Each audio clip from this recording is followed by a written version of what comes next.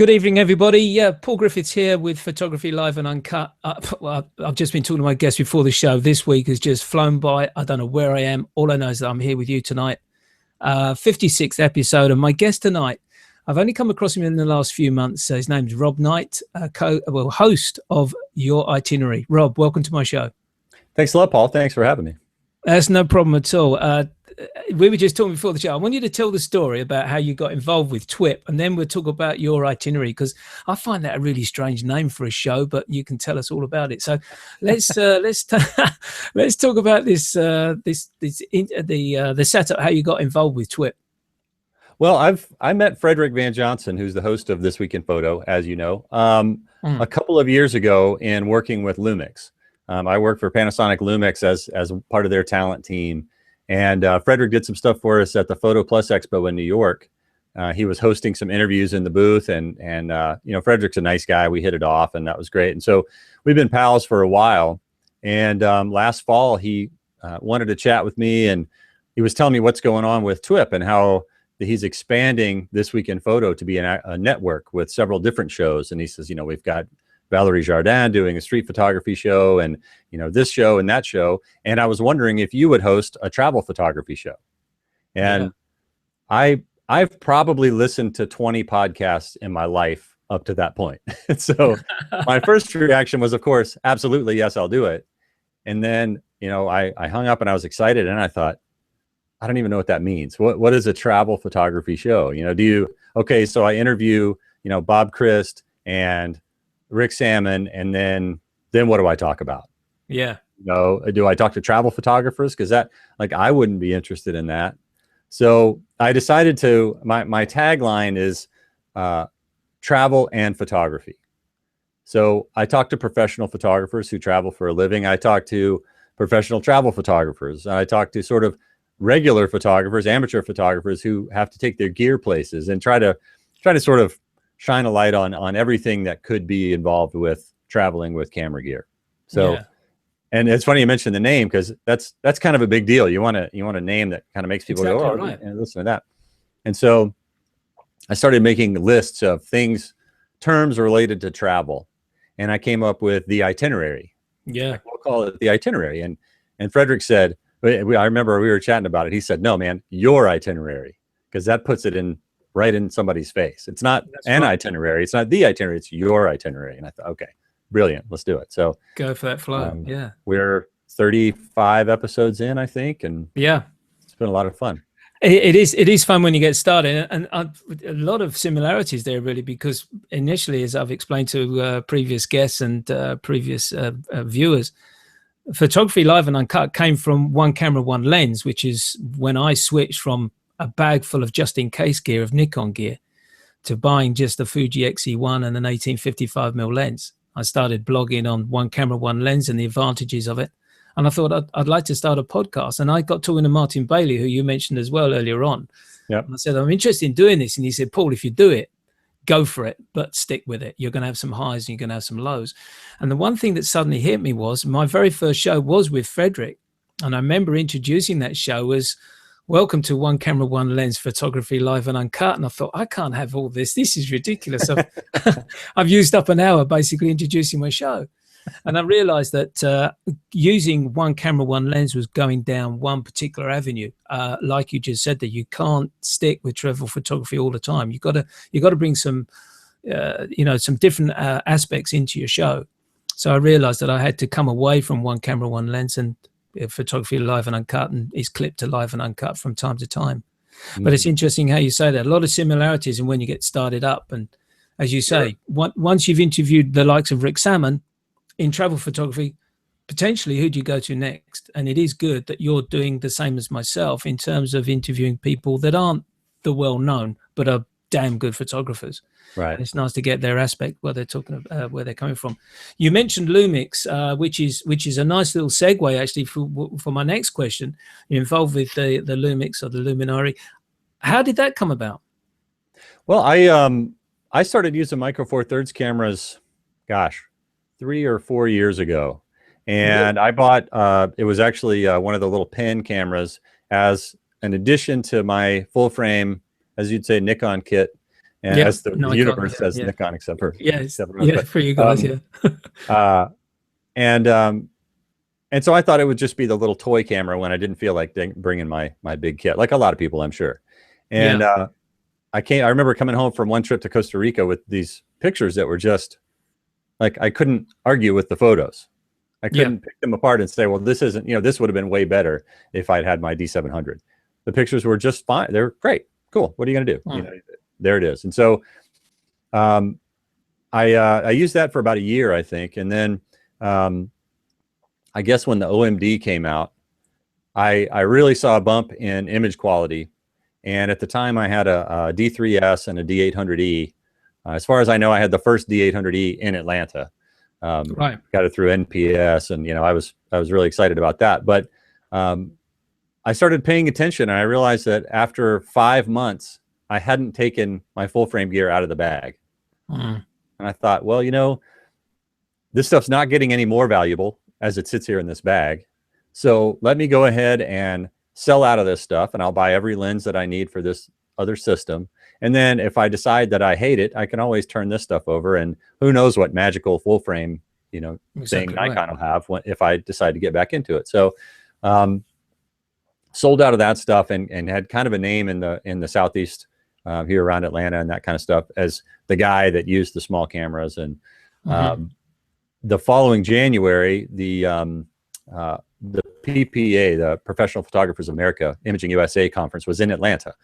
And a friend of mine, my buddy Julio Shorio, who you're probably familiar with through the Lumix stuff, he came up for that show and introduced me to Tom Curley with Panasonic, who was basically putting together the Lumix Luminary team, unbeknownst to me.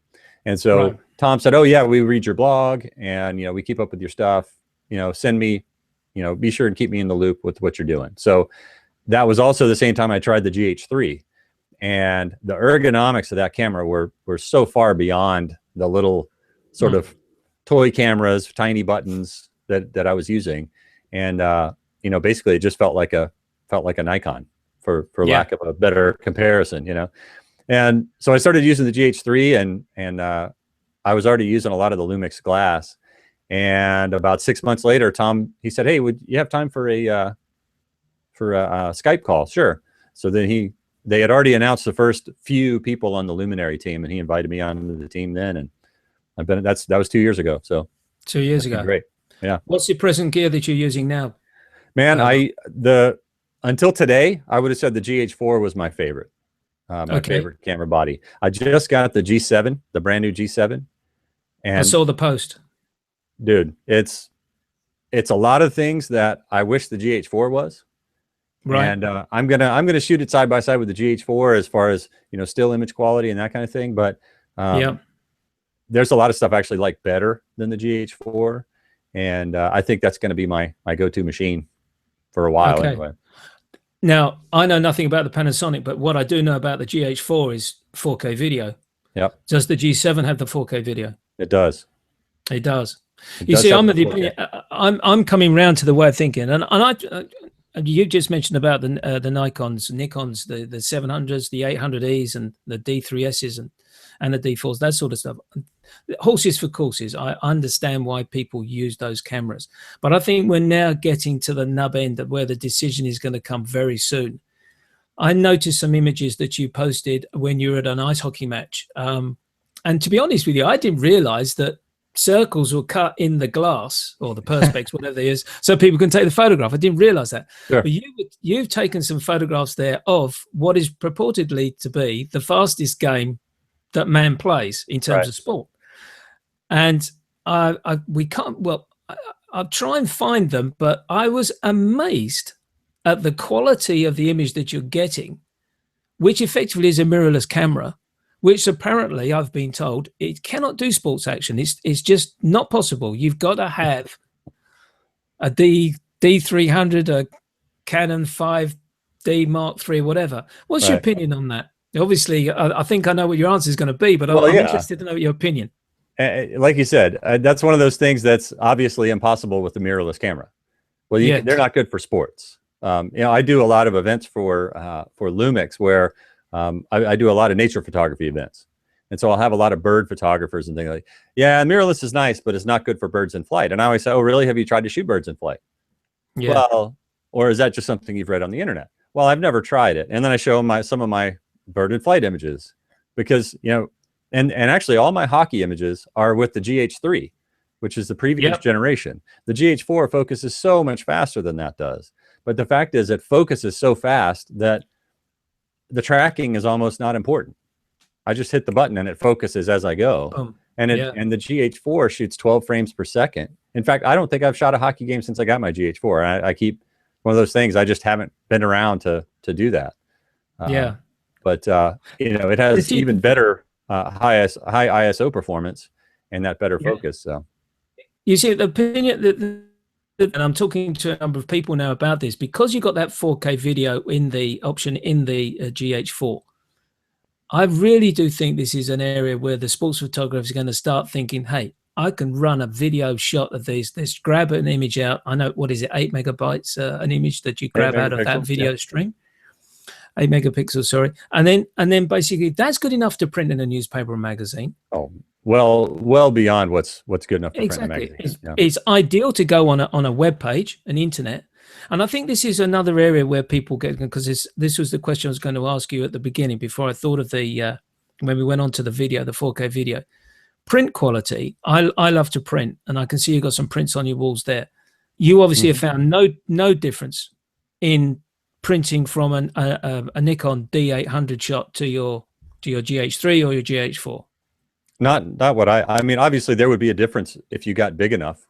But if you're printing, you know, 13 by 19 off my desktop printer, no, absolutely not. I have not a problem.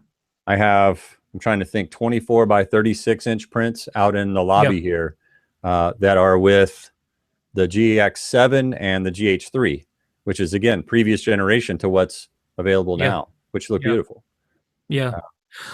As we'll get onto it later on, because you know a fair bit about the Lightroom. One or two things. Just one or two things. With the plugins, there's a particular program that I'm familiar with called Resize from On One Software. Have you used that at all? I haven't used that one. I've used a few of the different resizing plugins. I've used Resize for an iPhone photograph, printed it to A3, and I'm amazed. So all these availabilities of these plugins, I don't think there is any issue now with regards to, oh no, you've got to have a full frame to get a decent image, to get the quality out of the lens, which has been mentioned to me many times. Absolutely not. I mean, I have. Sorry, go ahead. I have a metal print that I made for my dad. Gosh, must have been 5 years ago. That's 3 feet by 5 feet across. That was made from a 12 megapixel file from my D700 Nikon. So as far as that goes, I've got not quite twice the resolution, but I've got 50% again the resolution of that to start with. So I'm not too worried about it. You're not too worried about it. No, exactly. Let's just we'll talk about let's go right back to the beginning. What was the first camera that you can recollect using? Not the one you bought, but the one you first started to use. Wow. See, I'm not a guy who's been shooting my whole life. I was I've been an artist. I've been a professional artist as long as I've been a professional anything. I was in the tattoo business for about 25 years. And with that comes travel. And so I would travel to do tattoo conventions and that kind of thing, and started with basically just the disposable cameras. And would come home with some pictures that looked pretty nice. And I got a digital camera, and when they came out, just a point and shoot digital camera. And it's kind of funny that the reason that I got a DSLR was because I got really tired of that shutter lag. You know, on the early point and shoot cameras, you'd hit the button and you'd wait a second and then it would make the picture, and that drove me nuts. So Canon with the original digital Rebel, the whatever, I think the D300 or something, I don't remember what or 300D. But it was really the first DSLR that was under, you know, $3,000. I think it was I think it was a grand with the kit lens or whatever. And so I bought one of those, and right before a trip to Paris, and I came home with really mediocre pictures of really beautiful things. And I thought, man, I got to figure out how to use this, or, you know, I'm wasting my time. And so that was about 15 years ago. Well, it was whenever The Rebel came out. I started trying to shoot seriously and thinking about making pictures about 15 years ago. And then once I stepped up to the DSLR, that's when I started really taking classes and reading books. And that finally, I ended up in college doing photography classes. And by that point, I'd been studying on my own for about 8 years. And it was just 5-hour lectures about things I already knew. So that was kind of a drag. And I had, I guess, one too many people say, man, you should be teaching this class. Like, what are you doing here? You should be teaching this class. So I thought, well, okay. So that semester finished and I've been teaching ever since. That's been about 6 years. Yeah. That's it. So basically you're right at the digital start. There was no film experience or, the old darkroom experience or anything of that nature at all then? No. I've only worked in the darkroom in college. Yeah. And I'd been using Photoshop for like 15 years, because even before I was making pictures, I was using Photoshop to design business cards and, basically graphic design. So everything I did in the darkroom, I was thinking, man, I could do this in Photoshop in 5 seconds and undo it if I screw it up. Yeah. You've answered two questions. You answered two questions there in one, which is great. I played with my grandfather's box brownie. Didn't have a clue what it was and what it was all about. Just hadn't got a clue apart from this cloudy square that I was looking through and could see some sort of an image. Hadn't got a clue, and then basically started taking photographs, I suppose, in my late teens and onward from there, really. But like you, I got into the digital age around about 2000, 2001 when I bought the Nikon D50, and then it went on from there, and equipment accumulated. As I said to you before the show, the just in case bag. That's right. Quite ridiculous, really, as you do when you're traveling around. Just in case, I'll take this and I might need that. But then, of course, when you go out shooting, and you'll know this yourself, Rob, when you go out shooting, you've got a camera there which is quite heavy. You've got a lens on it, and you think, have I got the right lens on? And you go into your bag and you delve in and get another one out. And I found that my photography was getting cluttered, that I couldn't decide exactly what I wanted to shoot. It was down to the equipment that the shot wasn't what I was achieving, not my own personal viewing of the shot using the eye. Right. Let's talk about your travel. So you travel quite a bit with, obviously, with the conferences that you visited for your tattoo business, and your first visit to Paris with a camera. Could you tell us more about the places that you visited and some experience? Let's talk about Paris first of all. What was your recollections of Paris? I love Paris. I've been there twice, and the first time was a crazy trip. My ex-wife, actually my ex-wife's stepfather flew the plane that we rode. Oh, really? So it was he told us it was a wedding gift. I'll pay for your buddy pass. He was an international pilot for Delta that's based here in Atlanta. And he said, I'll pay for your buddy passes anywhere you want to go. And then her father gave me a check for, I don't remember how much it was, $1,500 or something like that. So it's like ticket to anywhere and $1,500 cash. Where do we go? Yeah, exactly. Well, and at the last minute, I think we decided at 11 o'clock in the morning that we were going to Paris at 3 o'clock that afternoon. It was literally that, like, let's go with Mike, kind of thing. And so, the movie Snatch? Yes. Familiar with that? So remember when the guy comes from New York and he hangs up the phone and he pops the aspirin and the plane takes off and it's like, before you know it, he's in London. It felt exactly like that. Yeah. We're at the airport. The next thing you know, it's 8 o'clock in the morning. We're in Paris. And that was just a crazy seat of our pants trip. I remember coming out of the subway station on Pont Neuf. Yes. In the snow. And so there's the Cathedral of Notre Dame, and there's the Eiffel Tower and the Louvre, and it's snowing. And it's just like, this can't be real. This is absolutely not real. This is a scene from a movie. And it was just, it just went from there. But then when I went back with my current wife, we planned a little bit more. We actually rented an apartment, and we went in the spring. It wasn't just ridiculously cold. And that was about 5 or 6 years ago. And that was still probably my favorite trip that I've ever taken. Everything was wonderful, and the weather was beautiful, and we had the best time. And my pictures were better. So yeah, exactly right. That counts a lot more, doesn't it, as well?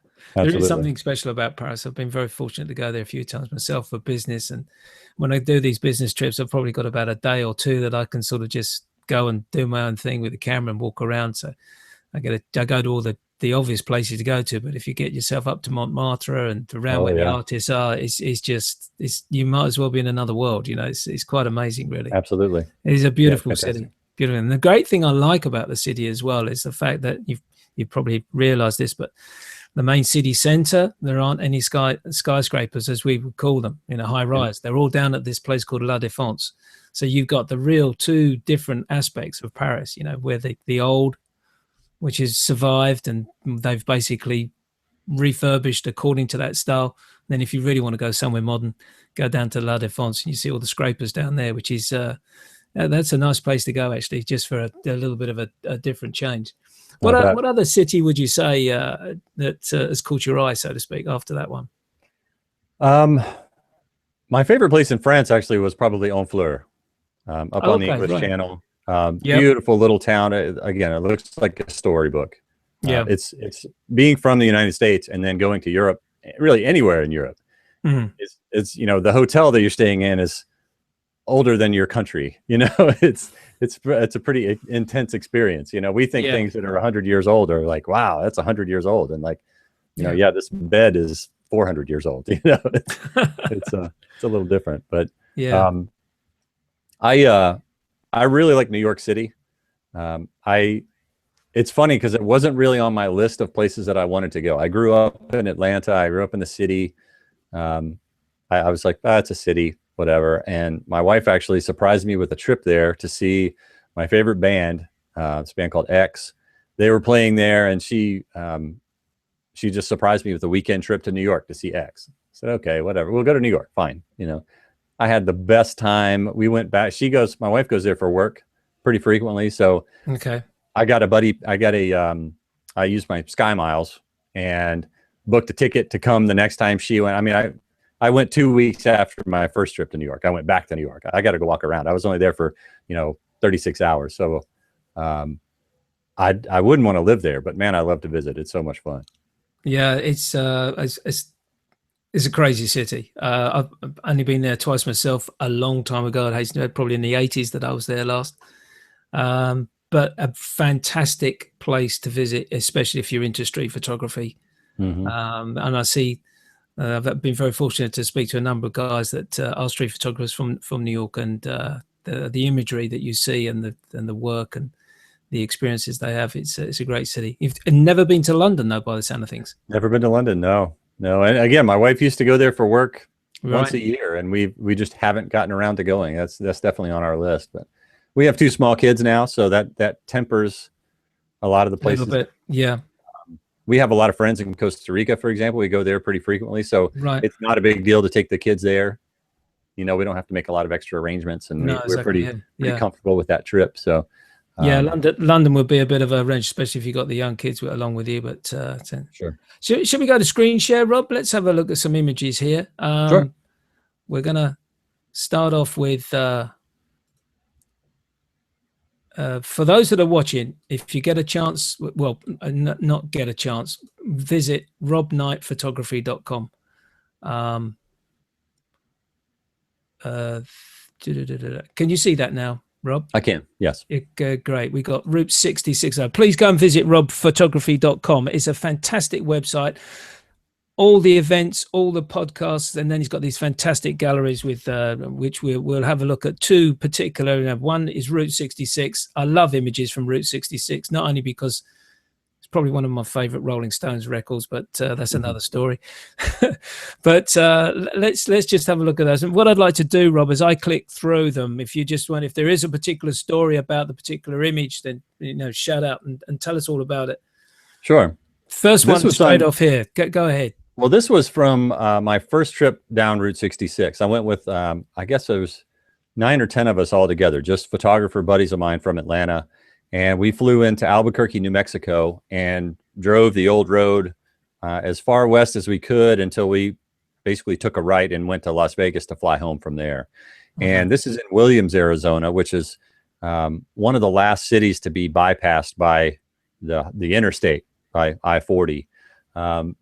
And you know, everywhere you go along Route 66, there are these signs, and this was just such a crazy day with the snow and everything else. Yeah. We basically got run out of the Grand Canyon where we spent the night because it was snowing so hard you literally couldn't see the canyon from the rim. I've never seen anything like that. Yeah. But yeah, this shot, I just thought this was neat because of the fact that some of the snowflakes are caught in the same little shallow plane of focus as the sign. That's right, yeah. And they got beautiful blurred background there and a very sharp US 66. Brilliant. If I clicked on this info point there, would that give me the EXIF data, or is that something else? Do you know? I'm not sure. Shall we try it? Sure. No map. Oh, there we go. Look. There you go. Yeah, this shot was from, I guess, about 4 years ago, 3 or 4 years ago. It's 2012. Yeah. So it's here. There you go, 3 years ago. Taken. Yeah. And this particular trip was really the last trip that I took my full frame gear on. Yeah. I had, I think, my D3S, and then I had my little Olympus pen camera with me. Yeah.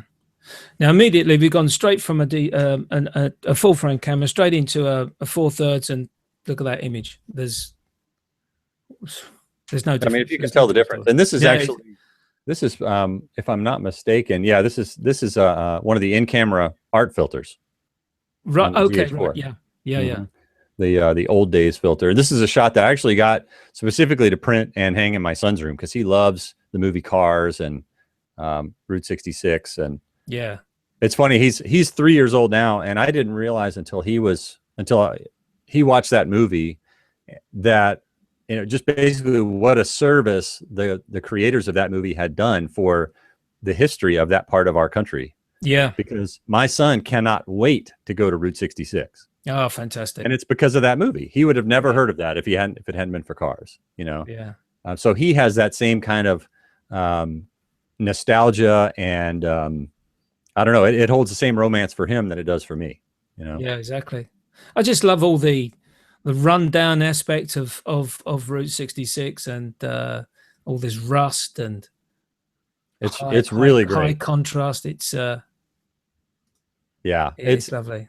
I thought I was going to be, this is a really interesting place called, if I'm pronouncing it right, the Wupatki National Monument.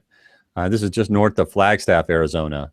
And it's not actually on Route 66, but it's about 30 minutes north of the old route. But this is one of those things, and this is a good travel tip. Sometimes it pays to go to the tourist office. Yeah. You know, the tourist information desk, because my friend Rick Garrity and I were scouting for a workshop that we do now along Route 66. And we decided we were going to go to Flagstaff, and basically through Flagstaff, Arizona, Main Street is the old Route 66. So we thought, oh, that'll be great. Well, turns out this main street has been kept up and is in constant use. So there's not any of the old, like you said, the rust and the old Route 66 represented there anymore, because it's just it's a college town, you know. So there are, you know, everything's brand new stores and new storefronts, and it's there's not a lot of that nostalgia that you'd want to make pictures of. And so we were kind of wandering around a little bit disappointed, and we walked into the tourist office there, and the guy said, "Oh, have you gone to the monument?" And we said no. And so here's this place. This is called Citadel Pueblo, and it's this ancient Native American village that's built from stacked stones on these series of mesas. It's just unbelievable. It's beautiful. So we ended up, we actually didn't have time to take our workshop group there because we had so much fun in Seligman, Arizona. But yeah, taken with a fisheye lens here of sorts, because we got to remember the 4/3 camera is 2 times effectively the crop, isn't it? So 12mm gives you 24mm. But still, you've got that lovely sky scene here, which is created almost on a fisheye basis. Yeah, and this is a panorama. So I don't know. Right, okay. This is probably 6 images across, I would imagine. Oh, right, okay. It's interesting that aspect. I didn't realize. Again, great use of the scenes from the signage and the neon lights and. Yeah, thanks. Bozeman is a crazy place, man. Yeah, exactly right. I love this image. I love that image. And that's, you know, the tough part about Route 66 and making photographs is finding little scenes like this that aren't just setups for the tourists. Exactly. You know? And you kind of develop an eye for it the more that you travel that way. But there's a lot of things where they buy an old gas station and then they park an old car in front of it and they do this and that. But Yeah. this is the Hackberry General Store again. And in fact, I'm glad I got this picture because now this car is sort of behind the building and there's a tow truck there. And, it's always different every time you go. So you can't really count on, okay, I'm going to take my workshop group and make this shot. That's because it's always, heck, I mean, half of it might be rusted away the next time you go. So yeah, I want to look at a couple more images of Route 66. Well, I want to come back to this particular image, if you don't mind. A couple of questions I want to ask you, but this is again, sort of in my interpretation of Route 66, a classic type of image there. Sure, and it can be tough to make images like that because you've got. And this is sort of on the borderline. You've got that kind of railing in the bottom left there. Yeah. You got this old signage or an old car, but then it's right next to the highway. It's right next to the road where people are driving their brand new cars. And then stuff like this is amazing. This is definitely where I always tell my son that I'm going to Radiator Springs when I go to Oatman. Yeah. Because it's just, I mean, it doesn't even look like a real place, Yeah. Neat shot there. Always keep looking down, see what the feet are doing and what the girls are wearing, like that. Let's go back. Let's go back to this one here. I'm thinking along the lines. There's been quite a lot of work done to this image. Would I be correct? Yes. Yeah. This is a fisheye lens, if I'm not mistaken, and probably a 3-shot HDR. Yeah. Okay. Right. Let's see. Yeah, and this is with the little micro four thirds camera, 12 megapixel micro four thirds camera. Yeah. Doesn't actually tell you the lens you use there, but that doesn't matter. Well, it's because it was probably that Rokinon manual focus fisheye lens. Yeah. So you don't it doesn't have any electronics. Yeah. I'm with you. Yeah, exactly. So 3 exposures, and then it's working Lightroom, or did you take it into another plugin? I did this so long ago, I don't even remember. Oh, right. Okay. I'll forgive you for that. I started using the HDR Pro in Photoshop. Yeah. Basically when it got to where it worked and I could edit the 32-bit files in Lightroom. Yeah. But before that I used Photomatics and I used the Nik software, the HDR Effects Pro. So this is probably Photomatics. I would imagine it was that long ago. I was just going to see if the date there's it's last year the image was taken. July, well, that was when it was uploaded. It wasn't taken. It was made in 2012. Oh, 2012. Sorry. Yeah. So it's probably a Photomatics type thing because I don't think the HDR Pro was available from at that time. And it certainly wasn't would have been before usable then. Yeah. Are you finding though with Lightroom now that the parameters, the sort of the allowance of the sliders that you've now got, that you're not necessarily going into an HDR program to create an HDR like image? Absolutely. I use actual image, exposure blending less and less. Yeah. There are definitely advantages to it. I had you and I were talking before we went on about the Arcanum, and one of my apprentices in the Arcanum posted a video that somebody had made about how they didn't understand the HDR photo merge in the newest version of Lightroom. Yep. Because it just looked like one image that was edited in Lightroom. And the fact is you can't make an image look like Photomatics from Lightroom. No. It doesn't happen that way. But that's not what I do HDR for usually anyway. I do HDR to capture a higher dynamic range. And to that end, I think the photo merge in Lightroom does a great job. But yeah, if I can just edit one shot into what I need, then I don't bother to stack the images anyway. I just wouldn't go through the trouble. Yeah. So in fact, the first 2 here are HDR images. They're multiple exposures. And these were done using, let's see, what's the file name? These were blended using HDR Pro and Photoshop, and then edited in Lightroom, and maybe run through Color Effects Pro as well, the Nik software. Okay. Yeah. That's another thing I'm using less and less the further along Lightroom gets. Exactly. Yeah. Well, there would be times where I used to use the I tried on one software, and I've used Nick's software, but I'm finding I'm still using 5 myself. I haven't taken the leap to 6 yet Oh on man, 6 Lightroom, is but great.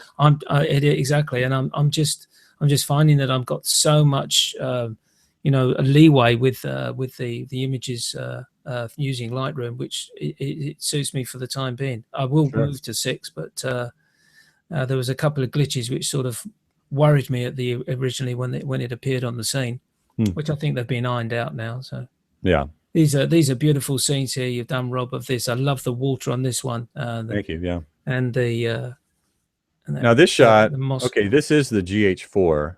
Yeah. Again, when we talk about mirrorless cameras or DSLRs, I think it's just that conversation we've just got to stop at some point and pick the camera that you like, Exactly right. Go make pictures. Exactly. Yeah, that's it. Go make pictures and get familiar with your camera that you're using, and not keep thinking, oh, maybe that camera would suit me better. Just get to know the camera that you've got, and you're halfway there, if not 2/3 of the way there.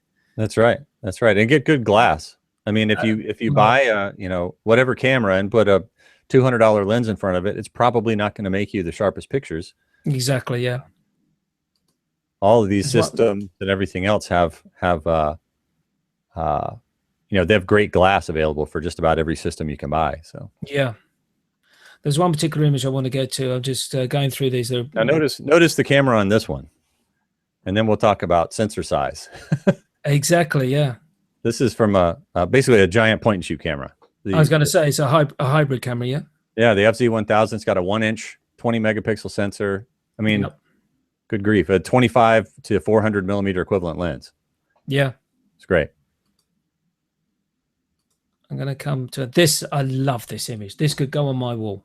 Cool. Thank you. Again, the FZ1000. FZ1000. Amazing. Yeah, but as you know from reading on the internet, you cannot get a shallow depth of field with a small sensor. No, you can't. Absolutely not. It's impossible. So yeah, exactly. Don't even try.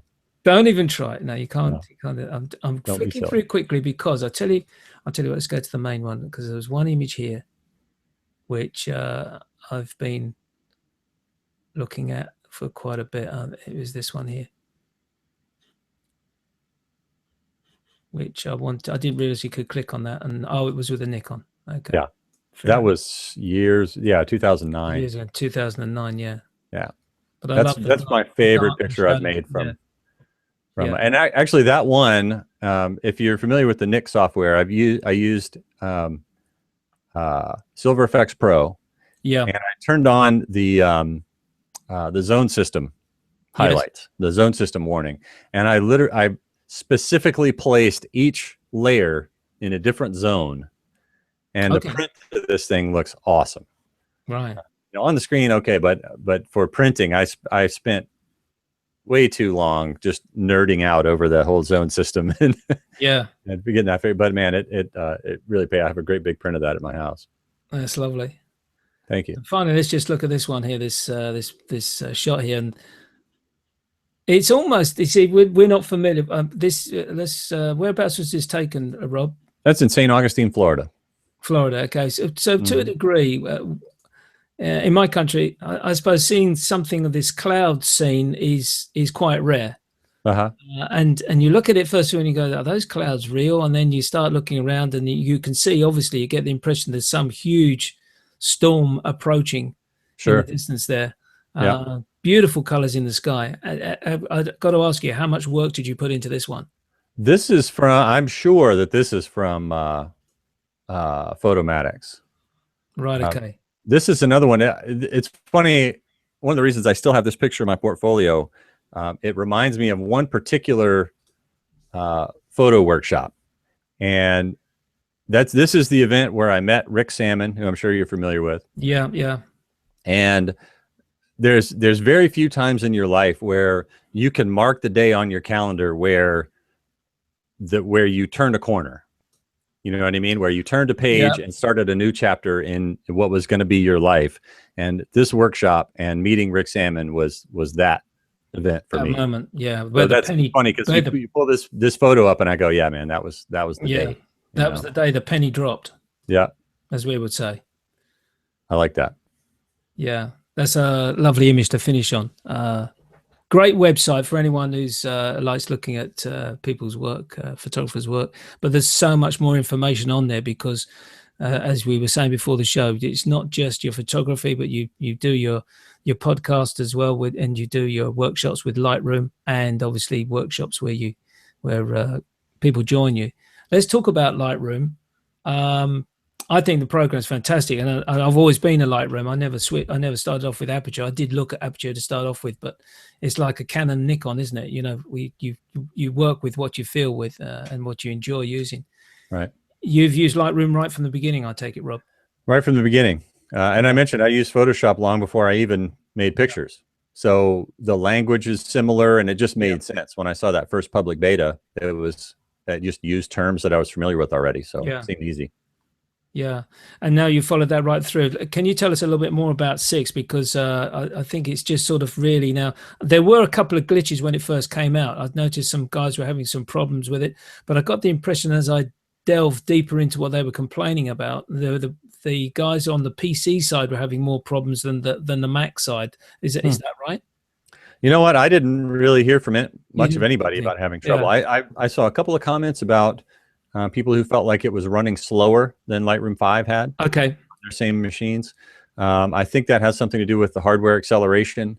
And I read an article that somebody posted about basically the higher resolution your monitor is, the more the hardware acceleration will benefit you.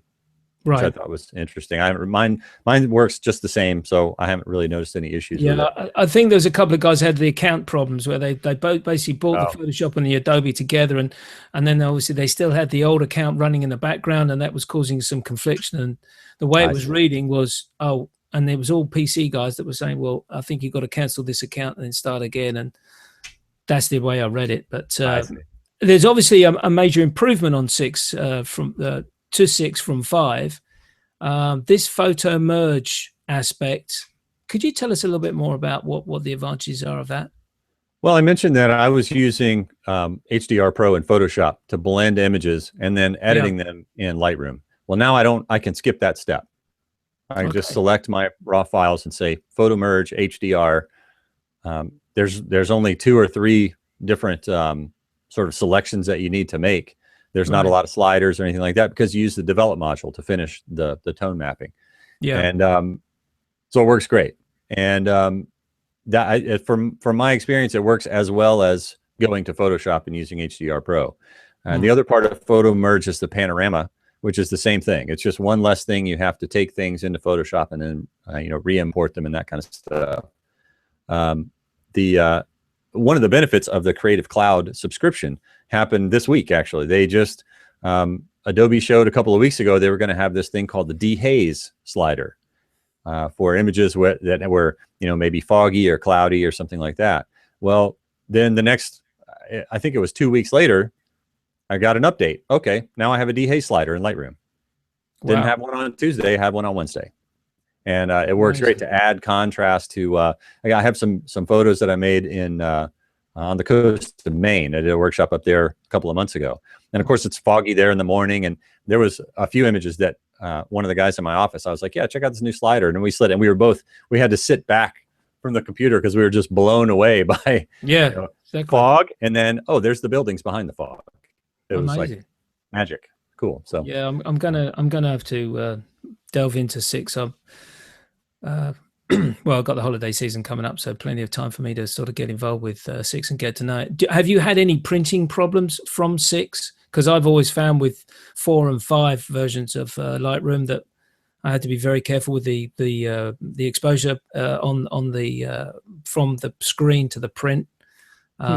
If I leave one of the big tips I got from Martin Bailey was to reduce the brightness of my screen from 100% down to 25%, and then you're getting something similar to what you're going to print out with.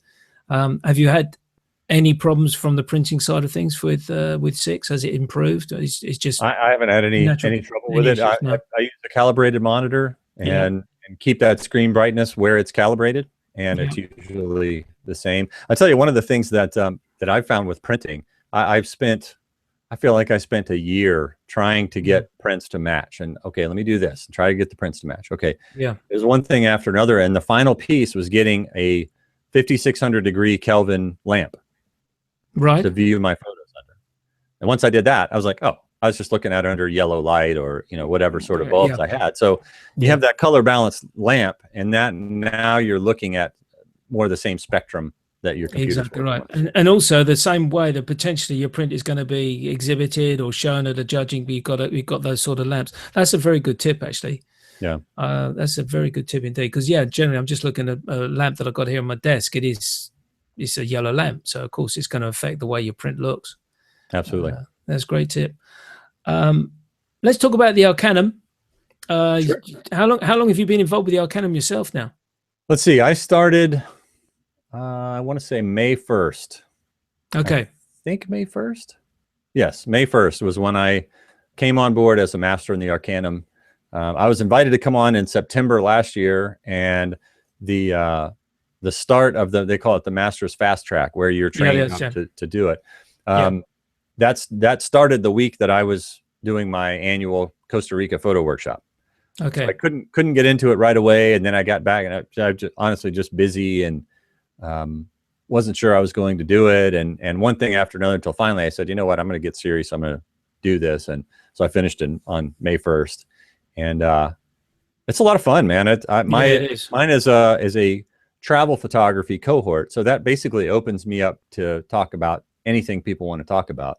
You know, travel photography is basically any kind of photography that's done outside of your neighborhood when you're on holiday. Exactly. Yeah. Realistically, sure. So really that covers everything. It could be your street photography, walking down the streets. It could be, you know, your city breaks, or it could be, as you say, your landscape photography, or if you're doing a trip down Route 66, you've got a whole cover there of photography, really. Absolutely. And I've specifically chosen my apprentices based on, you know, one person because they shoot a lot of environmental portraits, and one person because they do a lot of landscape photography, and another person because they do a lot of street photography. So, you know, my idea is that the people who are strongest in their particular genre, but also through their application, have indicated that they want to get stronger otherwise. Yeah, exactly. You know, if you say I'm a great street photographer and that's the end of the conversation, well, that you might not be a good fit. But if you say I'm comfortable with street photography, but I've always wanted to get into landscape photography. Great. Yeah. You know, that's a help. So everybody, I've got a guy in China and a woman in the Netherlands, and, you know, it's people from all over the world. So it's nice spread. Pretty interesting. Yeah. Well, from my aspect, being in the cohort with Valerie Jardin, which obviously was specific street photography. Sure. The people that I met around the world, you know, Australia, America, Scotland, Ireland, Helsinki, Finland. It was amazing how you get to know these people. And the main thing, it's interesting what you say there, actually, by picking people from different aspects of photography within travel photography, that gives a real good dynamism to basically your cohort. With people are going to be able to bring in their comments with regards to, well, that's bringing into my area, so I can make a decent comment with regards to the work that's being presented. Absolutely. And not necessarily keeping your cohort to basically also to the same area, but to spread it across the world and get the different ideas from different parts of the world. You know, we had Americans that were living in South Korea and Vietnam on their teaching experiences out there. It truly was amazing. Yeah. Got to know everyone. So, but I've gone on. Who did you fast track through, Rob? I was Ron Clifford. Yeah. Ron Clifford. Yeah, I think Ron pretty much runs everybody's. He runs the fast track cohort. So interestingly enough, all roads go through Ron. All roads through Ron. Yeah. Interestingly enough, though, we had Martin Bailey fast track through Valerie Jardin's cohort. Oh, is that right? Obviously, as I knew Martin, I kept on teasing him because he kept on putting up all these beautiful shots from Hokkaido of all these white geese and all the monkeys in the water. And I'm going, Martin, where's your street photography? And he is a very good street photographer. I've seen his work in the markets, and they're fantastic. Yeah. He said, no, I'm not comfortable showing them. I said, stick him in, you know. But he didn't. Yeah. But it was good fun. He moved on. He moved on and created his own cohort. And I've watched a few of his leveling and his critique sessions, which have been good fun. And with regards to the Arcanum, then, so you're basically what's the term? You're at the starting at the beginner's end, so to speak, with the foundation course. That's what I was trying to remember. Right, the foundation sphere, yes. Through to sphere 1, yeah. Right, correct. Yeah. Is it your expectation that you hope to move? I know every master is expected to level up. Do you want to go further? Do you want to get into sphere 2 and 3 and 4? You know, at this point, I'm trying to run a good cohort and get in the swing of it, and figure out.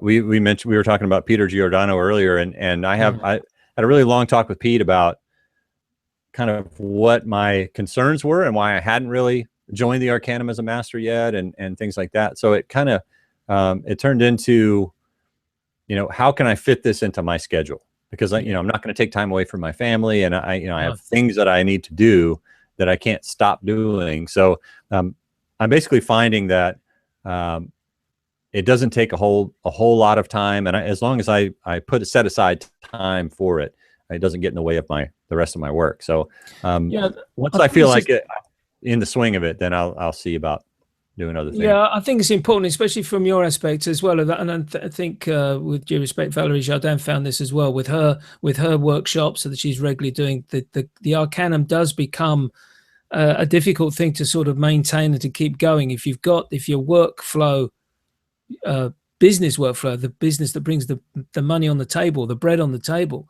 you mustn't let this get involved. It sort of interfere with that setup that you've created with your workshops that you do both online and the meetups.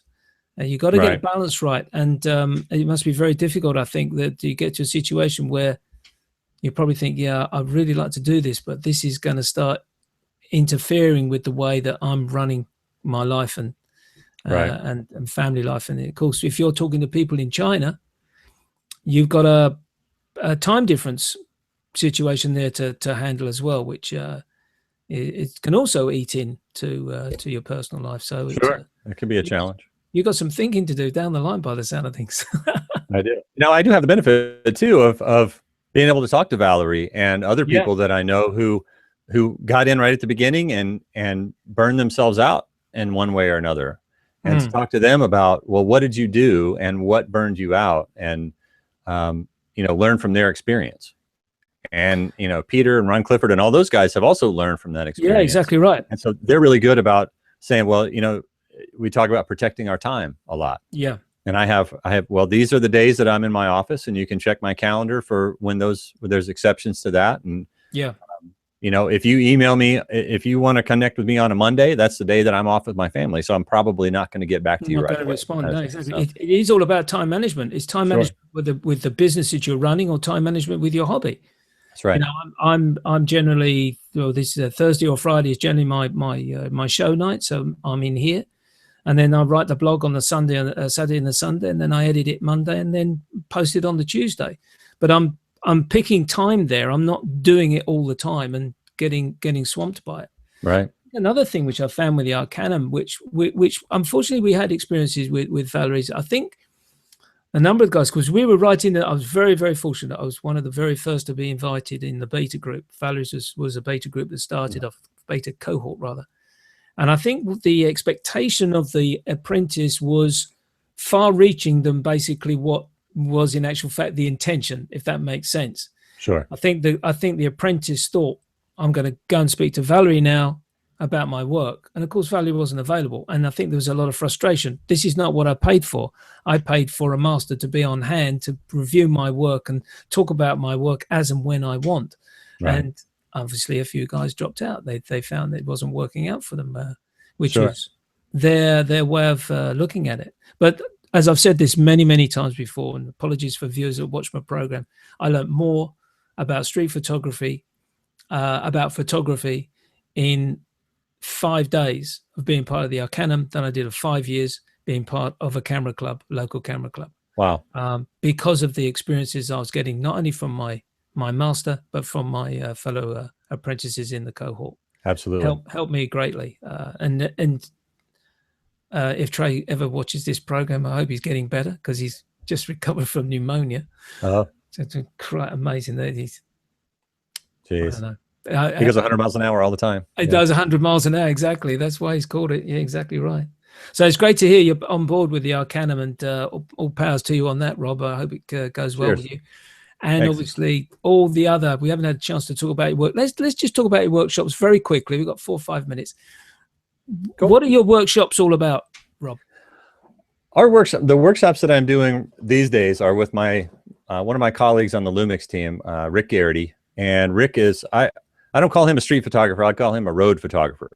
Okay. He drives everywhere. He lives in New Jersey, but if he has an event to do in Las Vegas, he'll drive. He won't fly. I mean, he's loves to be on the road, loves to meet people, loves to do, environmental portraits and that kind of thing. And he and I are really good friends, and our teaching styles are really complementary. And we did our first workshop together last year, and we were like, that was great. We should do that again. And so we're doing a series of workshops this year. We're actually doing 2 on Route 66. We did 1 last year. So we're doing New Mexico and then Arizona. And we're doing Colorado, which will be a lot of fun. We're starting in Denver. And then these are basically 3-day road trips. So we get together on Thursday night and wherever we're starting from. And then we go out first thing Friday morning, shoot all day Friday, Saturday. And then we're back where we started on Sunday, so everybody can fly home and whatever. So, in Colorado, we're going through the Rocky Mountains and going to abandoned mines and ghost towns and the sort of pioneer side of the Rocky Mountains. That's going to be a lot of fun. That's August. Yeah, definitely. Yeah, and all your workshops are just 3 days long. Well, most of those, the ones that we're doing in the States this year, we're trying these little 3-day road trips. We figure, you take Friday off work, and you're having a full workshop experience. And we basically take you to places where you have a high probability of getting pretty cool pictures, and then we help you, whether it's improving your skill set or your vision or whatever it is that you want to focus on with your own photography. We're there to shoot alongside you. But and then my baby is my Costa Rica workshop. I've been doing that trip. This will be the 6th year. Every September we go around Costa Rican Independence Day. We shoot everything from wildlife to the Independence Day parade, which is local kids in traditional costumes. It's just unbelievably fun. We hang out with a lot of local people. I've basically put together that workshop to be the workshop that I'd want to go on, knowing what I know about Costa Rica. So I'm proud of the fact that I take people there and they leave with friends in Costa Rica. Yeah, it's not just a sort of drive around in the van for a week kind of tour. It's definitely one thing. I've been on a couple of workshops myself. It's definitely one thing you do pick up. And if the tutor, for want of description, the workshop leader gets the right feel you pick up these friends and you remain friends and you're in contact. There's so much social media connection now. Absolutely. Google, Facebook, Twitter, whatever you want to use. And it's a great way to. How many? What sort of number do you take out on your workshop there, Rob? The 3-day trips are 8 people. Yeah, we just rent one van and we all ride together. Because like you said, that interaction between the participants that's half the fun in a workshop anyway. Exactly right. In Costa Rica, we do as many as 15, and that's different. I have a driver and a big coaster bus and the whole thing. So, and there's with 2 instructors and 15 people, it's not a big deal at all. It's a nice number to have, isn't it? As you say, 8 people. That's 2 4s. That's a beautiful number. And then, as you say, 7, 8. That's a good number to have. You don't want it any bigger than that, really. No, and it's great, and that's all inclusive. The Costa Rica trip is all inclusive. That's basically you get to San Jose, Costa Rica, and we pay for all your food and your lodging, and everything else is all taken care of. So yeah, it's great. Fantastic. And those you can find out about those at it's digitalphotoadventures.com. is our workshop. Okay, what I'd like you to do, Rob, if you send me an email, put all the list of your workshop list down. I'll put it in my blog. Obviously, we've got robknightphotography.com and a couple of links off that. Sure. Google Plus and all the Facebook links and everything else, and Twitter I'll put on the blog, which I'll be doing starting tomorrow. That'll be great. Tomorrow. Yeah, I'll definitely do that. No problem at all. Finally, this could be the difficult question of the evening. Your favorite photographer? I think overall, my favorite photographer is Jay Maisel. Yes. And it's his work. I love his work. And I've met him. I had the opportunity to meet him a few times at Photoshop World conferences. Fantastic. And he did an event here in Atlanta. And there's some sort of pictures, I don't even know how to describe them, that I've made that I really like. But I'm sure you know how it is. You make a picture and you go, wow, this is great. And you show it, maybe show it to your wife or show it to your friends, and they go, okay. Like nobody seems to react to it. And I'm really proud of it. Like, this is really great. And like nobody gets it. And okay, maybe it sucks, you know? Yeah. And then, so I stopped making those kinds of pictures. Well, then the first time I remember seeing Jay do a presentation at Photoshop World, and I'm like, that's like my pictures. That's those pictures that I make, and nobody cares, you know? Yeah. But the cool thing is Jay doesn't care either. He makes pictures that he likes.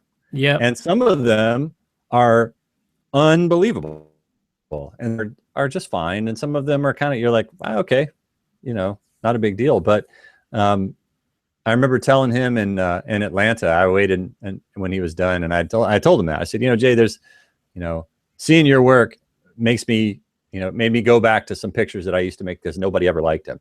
And he goes, you know, I don't want to curse on your show, but he's like, you know what? F them. If you don't make pictures you like, then who's going to like your pictures? Exactly right. There you go, man. You know, Great. And great. But yeah, Jay's just great, man. He's great. I love his setup as well, because he's got this. I believe it's up for sale now, because it leaks like a bucket with holes in the base. It's so cold in it. Has he sold that apartment? Yes, he has sold it. It's far more than an apartment. Exactly. Yeah, I know. It's a whole building. It's a 5-story building in Soho, basically. I don't remember what it was he paid for it. I think it was around 70 grand. Yeah, it's in the thousands. I know, tens of thousands. Obviously, he sold it for around $54 million. Yeah, I read that. Unbelievable.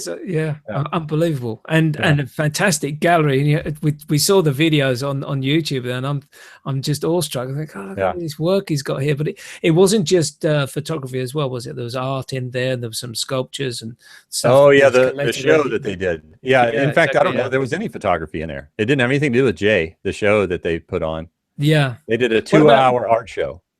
Yeah, but what about in the in his building? He had these. Well, he had the display of his things, but I think that art show that they had after when the new owners bought it, I don't think that had any of his work at all.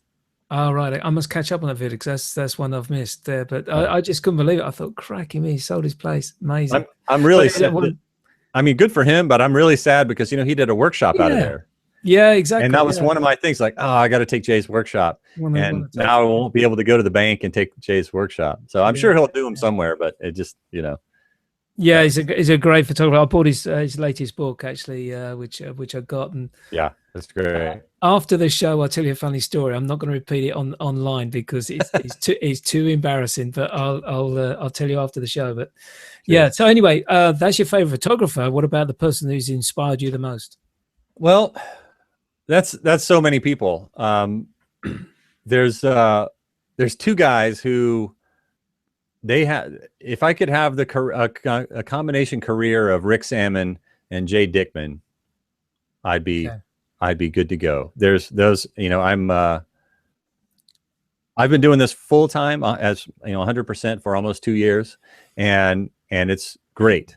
And I can only hope that one day I'll be to that Rick Salmon status where, he makes the pictures he wants to make, and he's a fantastic teacher. And he's, I don't know if you've ever seen Rick in person, but he's just incredible at delivering information. I was very fortunate enough to, as you know, to get in touch with people. I just send emails or a quick message on Facebook or Google Plus, and I sent an email to Rick and introduced myself, and I said, would you come on my show? And he said, yeah, sure. I just couldn't believe it. I was totally bowled over. So I have interviewed Rick. Yeah. And the thing that comes across about him is his total 100% enthusiasm. Absolutely. For photography, for his workshops, and his attitude and the depth of knowledge that he's got. He's out of the top slot, as I would say, of that individual, and sure. He is a great inspiration there. I'm not too familiar with Jay Dickman. There's a name which sounds familiar, but to me, but I can't put a face to the name, if you see what I mean. Well, one last thing about Rick, one last compliment for my buddy.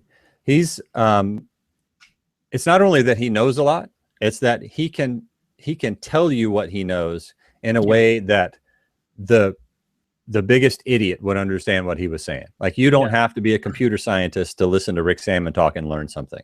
He puts it on the most basic level that you can't help but go, oh yeah. That's one of the things I love about Rick, and how, he's been delivering that information for so long that it just comes naturally for him to not only to know it and understand it, but to be able to deliver it in a really easily digestible way. But Jay Dickman is a guy I've known via the internet for a couple of years. He's a National Geographic photographer. He's actually part of the other Micro Four Thirds team, not the Panasonic team, but the other. But he so we've had conversations about small cameras and things like that just over the years via Facebook. But I just met him in person at an event we were both teaching at in Denver, in Colorado, a few weeks ago, and he's the guy that you think of when you think National Geographic photographer.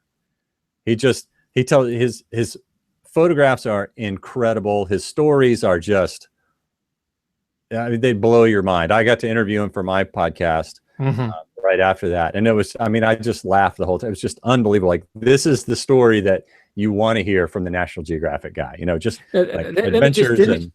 Let me just roll back here. You're talking about a National Geographic photographer that has got to look for the quality of image right the way, and he's using a 4/3 camera. That's right. Okay, I just wanted to establish that, because sure enough. another mirrorless camera user. Yeah. I do know the name Jay Dickman, but I can't, as I say, I can't put the face to the name. It's one that I'm going to have to check out and maybe send a little email to him and see if he'd come on my show. But, that'd be great. The trick would be catching him when he's not off leading some National Geographic expedition. Exactly right. Doing some Alaska. Work. Exactly. Yeah. But I got to sit in on his presentation at that event, and it was talking about visual narrative and about telling a story with pictures. He was a newspaper shooter, and then he got to doing the Geographic. So that's what he does, is tell stories with pictures. And his images were so good. I literally found myself just laughing. They were just so good. I'm like, you got to be kidding me. That is just incredible. Like the fact that A, you're there, B, you recognize that was going to happen, C, you got the exposure. It was just one after the next. But he's been a professional photographer, I think he said, for 45 years. Wow. So he's just about got the hang of it. Just about. Yeah. And he's gone from film through to the digital age. Yeah. That's right. It's great. And I couldn't agree more with you with not present company involved as well. It is great when you see people's work on the screen and you're talking about it and with regards to their experiences and everything. And when you see quality images, it's great to talk through them and hear what they have to say. And it's the beauty of we're lucky enough in our two little podcasts, a broadcast that we do, that we get a chance to meet these guys and that's right. Talk to them about their work. It's really great. Rob, it's been fantastic talking to you. Thank you so much for sparing the time as well to come on. You bet, Paul. Thanks for having me. It's been really great, and your experiences with regards to your Panasonic, given the Lumix gear, it's amazing. Imagery, fantastic website. Please, if you're watching this show, we will do. I know when it's posted on YouTube, go to robknightphotography.com. It's a very informative website and some great imagery. Do that. Sure. It's just really for me to say, I did tell Rob about this before, and actually I never tell my guests this. But if you're going out shooting this weekend, which is tomorrow, leave your camera bag at home. Have a nice time. Bye for now.